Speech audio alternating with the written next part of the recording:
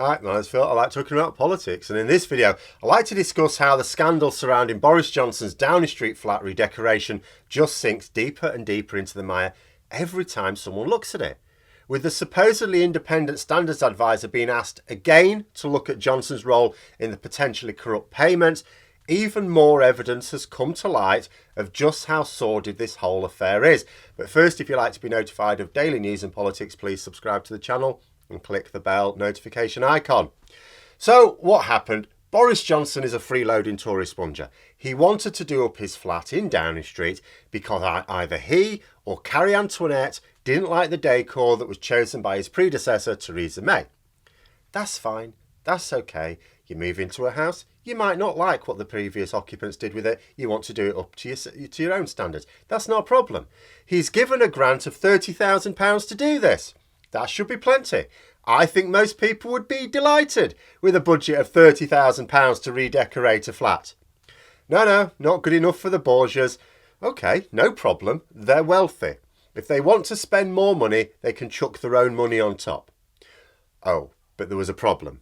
Did I mention that Boris Johnson is a freeloading Tory sponger? So he wanted someone else to pay for his expensive tastes.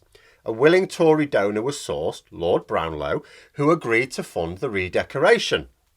Now, this act alone is a breach of the ministerial code and a resigning matter for the Prime Minister. Because in the foreword to the code, written by Boris Johnson, or so he says, it says, and I quote, "There must be no actual or perceived conflicts of interest."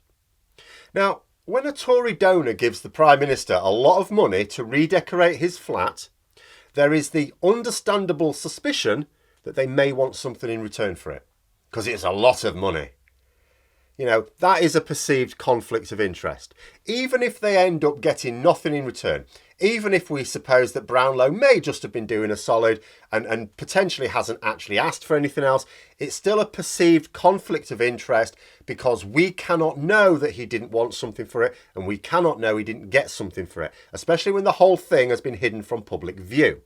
It is therefore a breach of the ministerial code, clear as you like. However, Lord Geitz, the so-called independent standards advisor, cleared Boris Johnson of any wrongdoing when the affair came to light. He exonerated the Prime Minister on the basis that Johnson told Geitz that he didn't know of Brownlow's involvement until February 2021 when the media started reporting on it. Geitz took Johnson's word for it. But here's the thing. Now, I could first of all argue that Geitz should not have taken the word of a known liar, a man who has been sacked for lying from two of the most dishonest professions there are, journalism and politics. But it doesn't matter.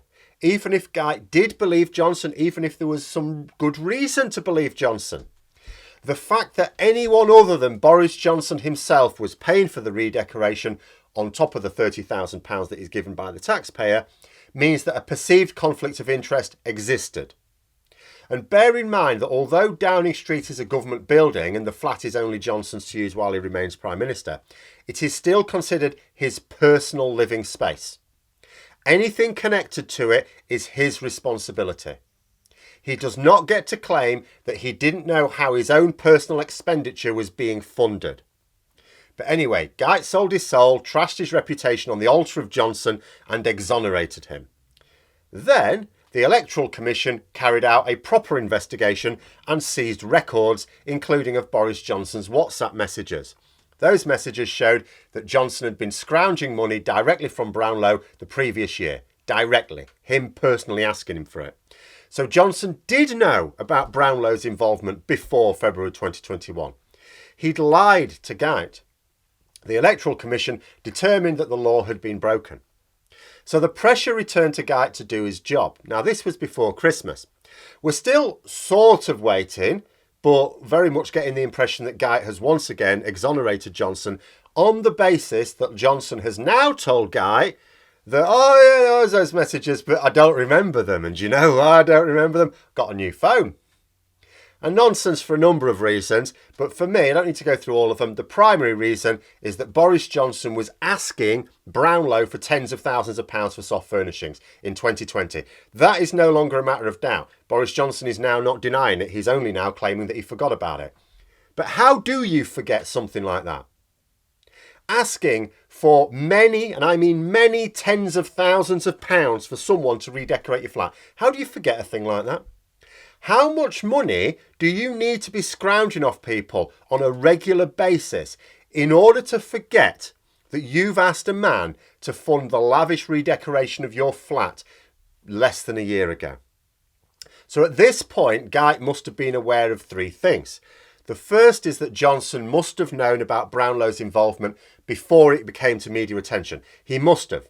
There is no credible way that Johnson's version of events can be true. We've got the documentary proof. And it doesn't matter whether Johnson claims he forgot or not, because secondly, Brownlow should also know that Johnson will tell the most ridiculous lies. Like a young and not very bright child trying to get out of blame for eating all the biscuits as they brush the crumbs from their jumper.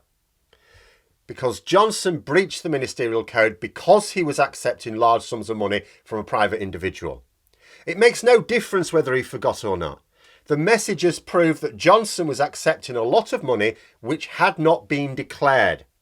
This is a huge perceived conflict of interest and therefore a breach of the ministerial code. If Guy did anything other than either find Johnson guilty or resign himself, his credibility is shot. In fact, as an interesting aside, people were raving this weekend about a piece in the Times eviscerating Boris Johnson. Should come as no great surprise. The Times are pro-Tory but have never really been pro-Johnson. They would love to get rid of him as soon as possible. But the author of the piece, Matthew Paris, described both Brownlow and Guyte as decent people who had been damaged by their association with Johnson. Neither of these is true. Guyte made the decision to agree to act as standards advisor to a Prime Minister known to adhere to no standards.